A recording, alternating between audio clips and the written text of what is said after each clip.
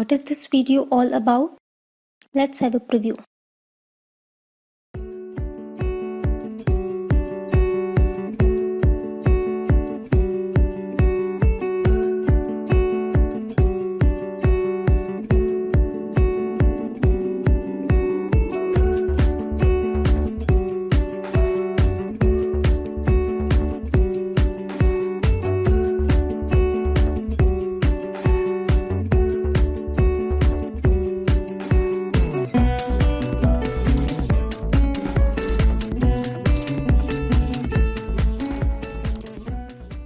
Do watch the video till end to get all the insights.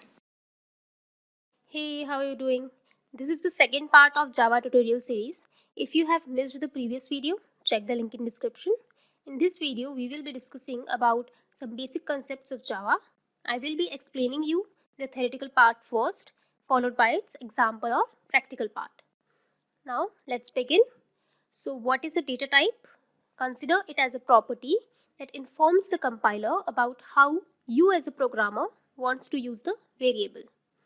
That means whether you want to use it as a number, as a decimal, a character or a string. Technically, it is an attribute of a variable which tells the compiler how you intend to use the variable and what type of values you want to store in that variable. Now, data types are classified as primitive and non-primitive data types. So, primitive data type is one that is predefined. So as we are talking about Java, so Java already contains these predefined data types along with its properties like size, the type of values it can store, etc. So there are 8 primitive data types: int, char, boolean, float, double, byte, short and long. Now a non-primitive data type is the one that is created by you, that is by the programmer. So basically non-primitive data type are custom data types. They are also referred as reference variables or object references since they provide a reference to a memory location where the data is stored. Now these non-primitive data types are classified into 4 data types, that is string, classes, interfaces and arrays. Now let's have an overview of each one of them. So for primitive data type, as you can see, this table displays the bytes, bits and range of these data types. So as all this is theoretical, so you can go through all this on my website letsunderstandjava.com. Now as shown, to store an integer, that is a numeric value, one can use int, byte, short and long. All of them just differ in their size and range. Like a long data type is greater than int and it is a 64-bit integer. So its value ranges from -2 to the power 63 to 2 to the power 63 minus 1. An int data type can store whole numbers from -2 to the power 31 to 2 to the power 31 minus 1. That is around this value. A short data type is greater than byte in terms of size and less than an integer. So its value ranges from -2 to the power 15 to 2 to the power 15 minus 1. That is around this value.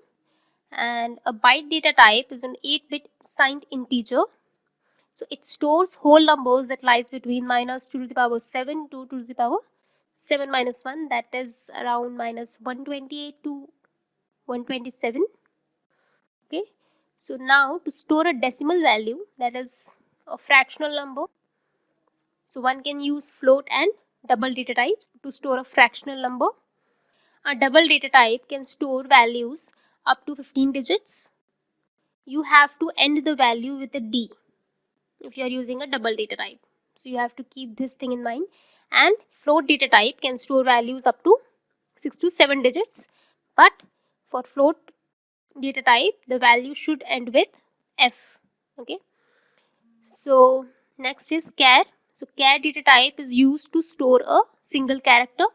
The character must be enclosed within single quotes, or you can also use ASCII values to display certain characters. As shown here, there are some of the ASCII values.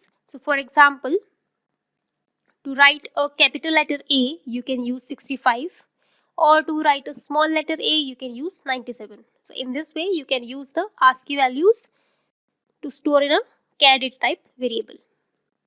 Next is Boolean.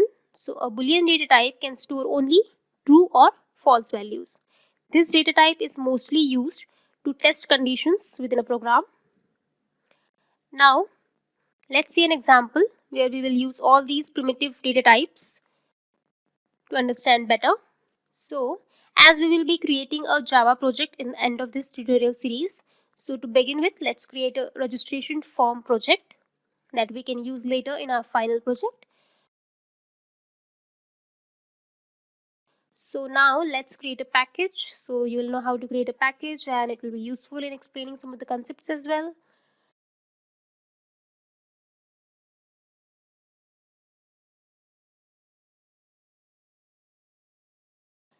Now create a class.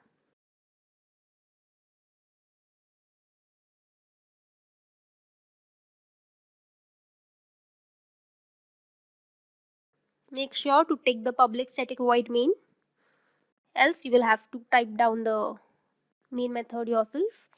Then first let's create variables of all the primitive data types that we have seen, like long contact number,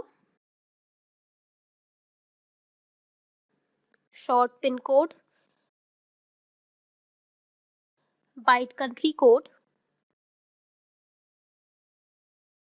INT landline number, char gender,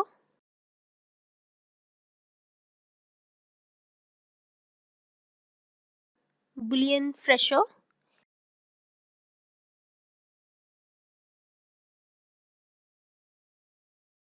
float graduation marks,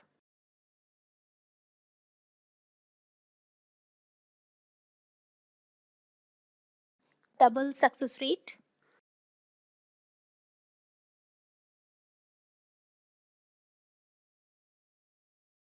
Now let's print all of them to see how it gets printed on the console. So as mentioned before, we will use system.out.println method to print the data.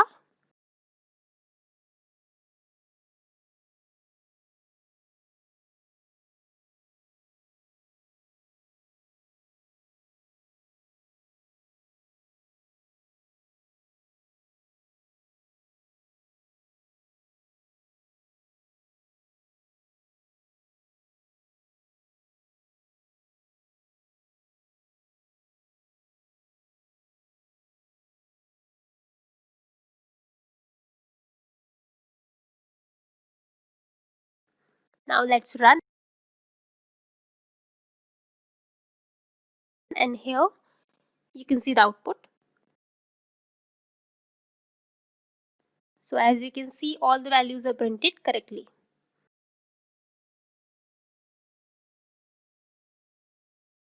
So in this way, all these data types are used to store different types of data. So I hope now the concept of primitive data types is clear to you.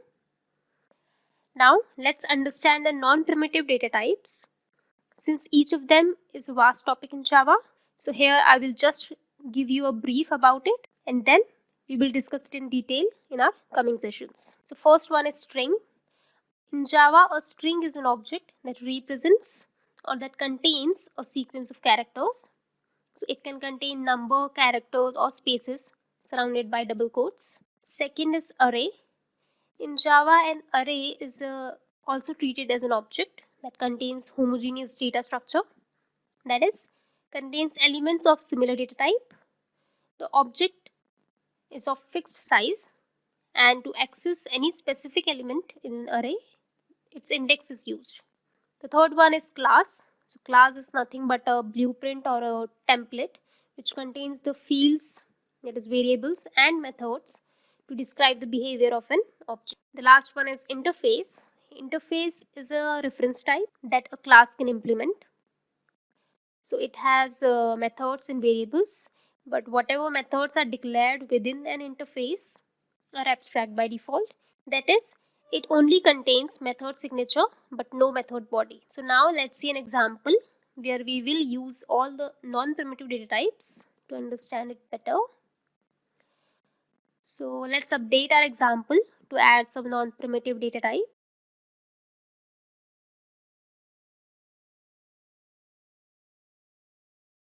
So we have added a string here. Let's print it and run.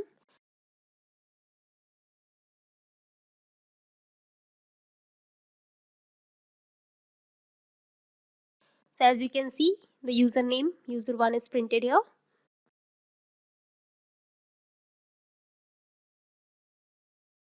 Second is class. So as you can see, a class is already created here.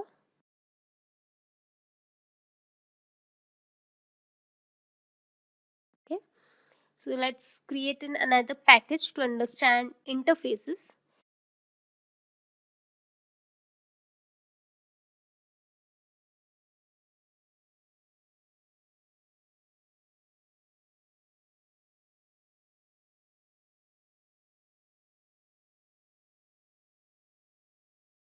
Now let's move the user detail to implementation package.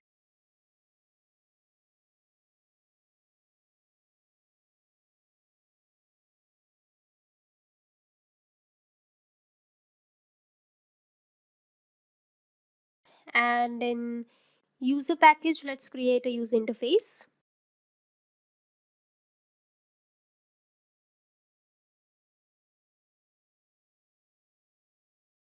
For interface, we use interface keyword instead of the class keyword. Here in interfaces, we have methods without implementation. So we have added a method print user details.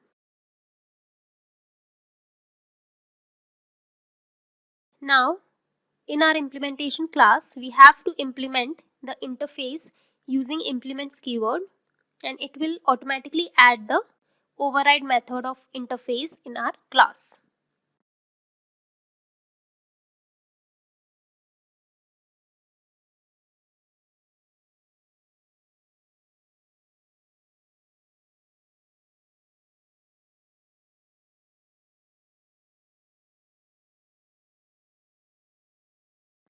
Then we will call this method from the main method. To call, we need to create the object of the class and then call it using the object.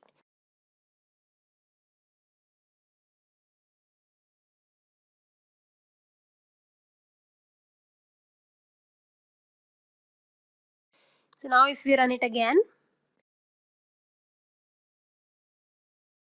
so we have the same output again. So this is how an interface is implemented. So the last one is arrays. So let's create a string array skills.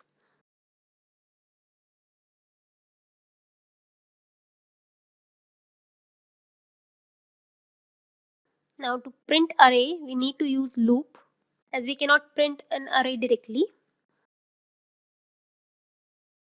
So the concept of loops will be discussed later. For now, just look how the values of array gets printed in an example and how it is initialized.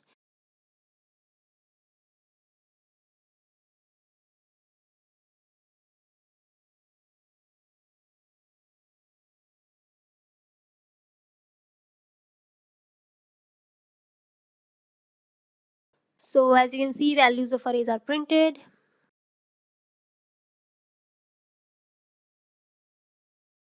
So in this way, string, class, interface and array works. Okay, so this was just an overview of all these, because all these are vast topics, so it will be covered in detail later. So I hope now the concept of non-primitive data types is clear to you. Now let's see how primitive and non-primitive data types differ from each other. So primitive data types are predefined, while non-primitive data types are user-defined. Primitive data type will always have a value, whereas non-primitive data types can be set as null also.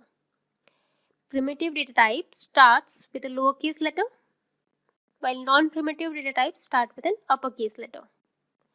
The size of primitive data type depends on the data type that we are using, while non-primitive data types all have the same size.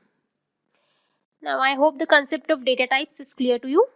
This is one related topic that I want to cover here. So that is typecasting. Typecasting is used so that variables of one primitive data type can receive the value from another primitive data type. So this conversion of data type from one type to another can be performed in two ways. So that is explicit and implicit typecasting. Implicit typecasting is one when a variable of smaller capacity is assigned to another variable of bigger capacity. So as you can see the flow here.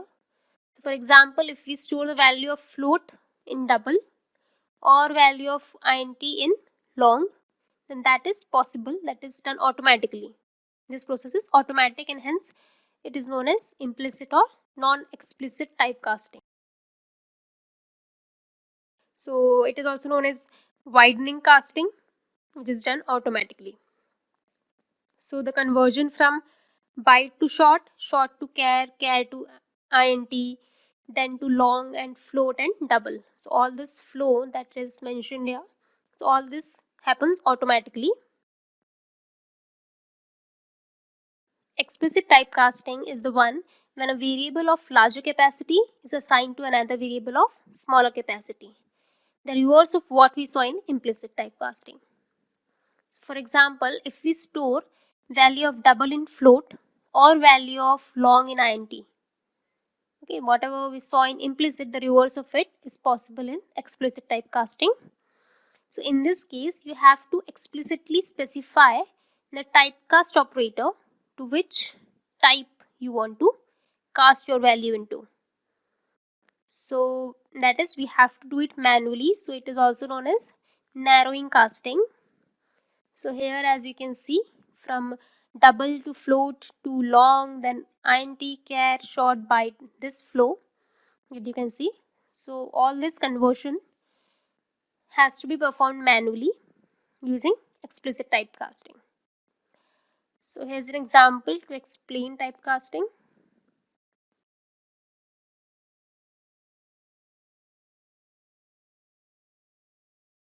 First, let's see for implicit typecasting. So suppose we convert our short pin code into int, or we convert int landline number into long,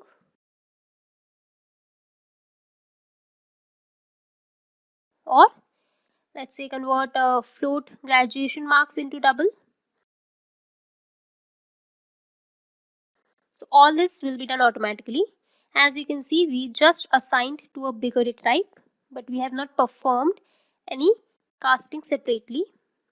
Now let's print these values to see if it prints correctly or not after casting.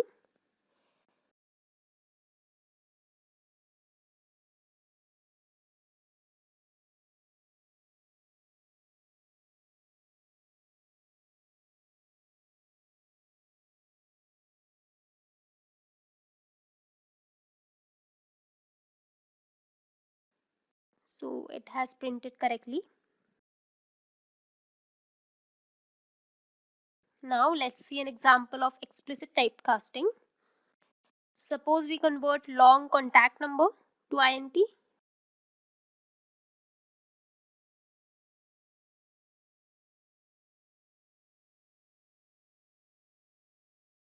or double success rate to float. So it will give an error as incompatible type because we are putting smaller data type values to a big ones. That is the reason why we need to cast the values manually as shown here. Now let's print the values and check.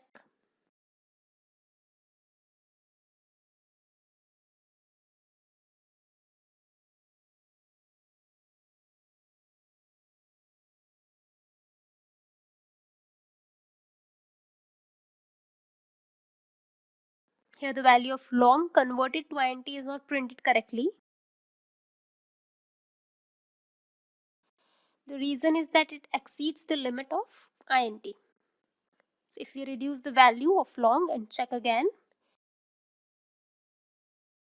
then it prints correctly. So in this way typecasting works. So I hope now this concept is clear to you. Next is SOP. This term is something you will come across every now and then in every Java tutorial. SOP stands for system.out.println. It is a statement we write to print anything in Java. So as you can see here, we are printing hello world.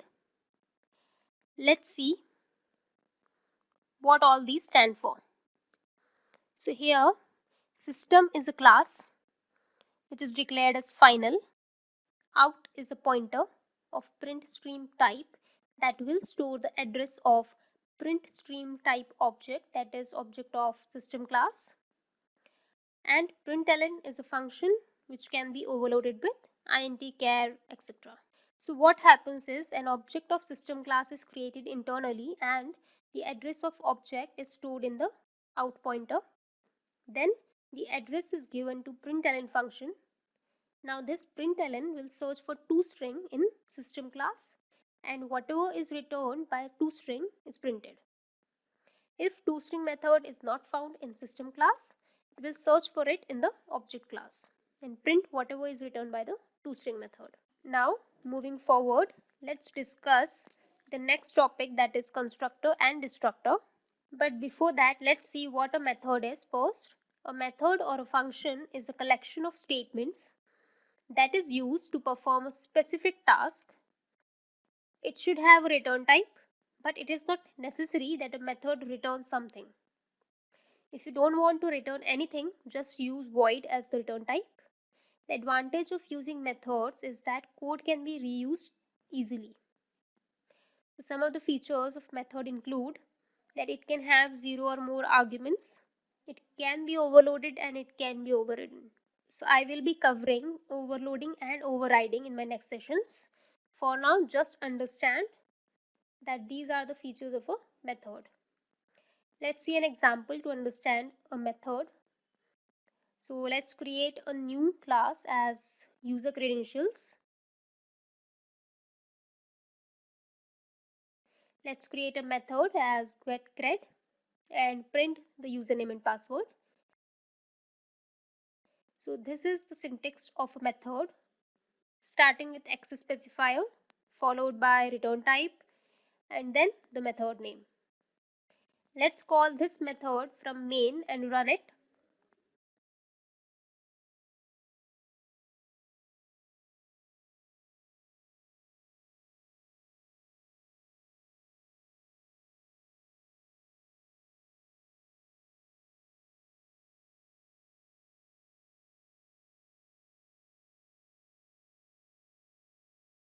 Add some of the variables to this method. In Java, you can declare variables within the class, inside or outside a method.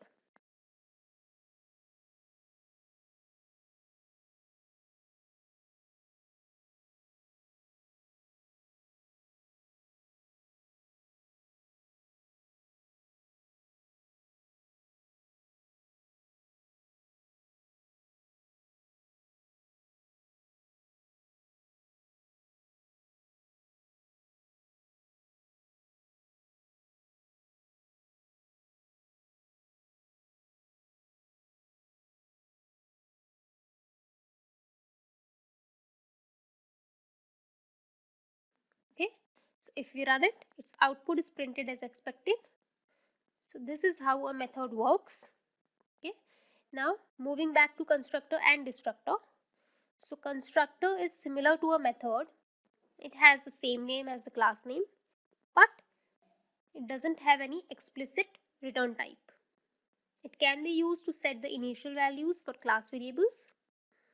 A constructor is called automatically when an object of a class is created and at the same time memory is also allocated for an object. Each and every class in Java has a constructor. Even if you do not create one, it implicitly calls a constructor with all the data members value set to 0. That is what a default constructor or a no argument constructor is, which accepts no parameter. Another type of constructor is parameterized constructor, that is the one that contains parameters and can be used when you want to initialize parameters on your own. So basically the parameterized constructor is user defined. You have to explicitly write down the constructor along with the parameters, while the default constructor is provided by the compiler itself. Next is destructor. A destructor is also similar to a method that gets called automatically, but as soon as the life cycle of an object is finished. That is, whenever an object is destroyed, at that time destructor is called. It is called to deallocate or free the memory. All this is handled by JVM. You don't have to worry about it. JVM keeps searching the objects whose address is not present in any pointer and its memory is released. In simple words, whatever objects are not in use anymore, its memory is released by the JVM. By releasing memory, what I mean is it will release the locks, it will close the database connections, whatever there, or the files, okay, or the resources. All these will be released. Now let's see an example to understand it better. So now let's update our example to add constructors. First, let's move the variables outside the method.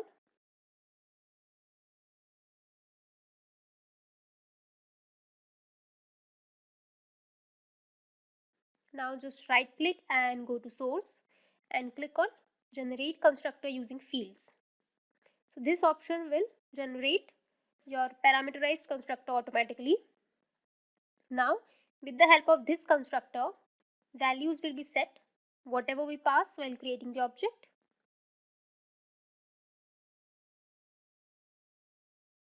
Ignore the keywords like super and this, it all will be covered later, okay?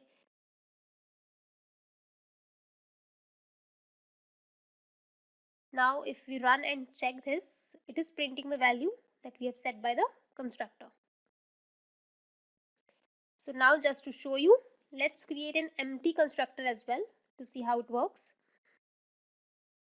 So repeat the process and uncheck the fields this time.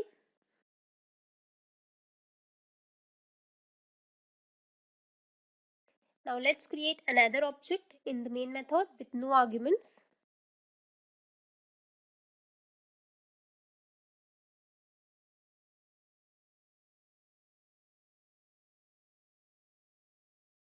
So now let's run and check, and as you can see, username and password for parameterized constructor is set to the one that we are passing through the constructor, and for empty constructor, whatever hard-coded values we have given within the method, that are set and printed. So this is how constructors work. I hope the concept is clear to you now. So how a constructor is different from a method? Method name need not to be same as the class name, but constructor name has to be same as the class name. Method has a return type, but constructor doesn't have a return type. You can call a method any number of times you want, but constructor is automatically called when an object is created. And how a constructor is different from a destructor? So a constructor is used to initialize an instance of class, while a destructor, it is used to delete or destroy the objects when they are no longer in use. Constructors are called when an instance of class is created, and destructors are called when an object is destroyed or released. Okay. So memory allocation is done when constructor is called, while memory is released when destructor is called. In constructors, overloading is possible, while it is not possible in destructors.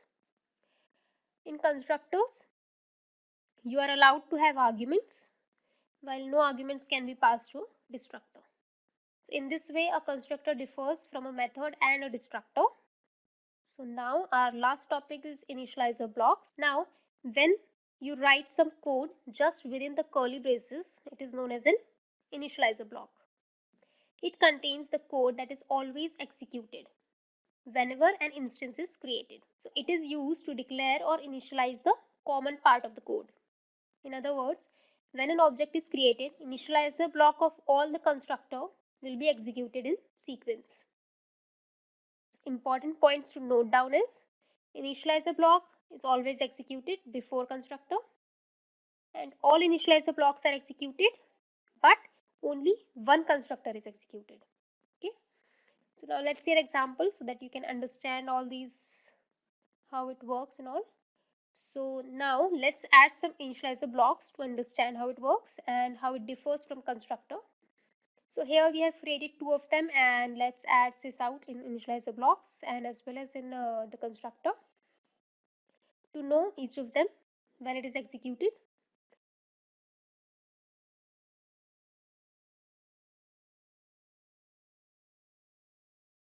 And as you can see, initializer block is executed first, then constructor, and all the initializer blocks are executed. Okay, so let's update the value of username within this initializer block and check again.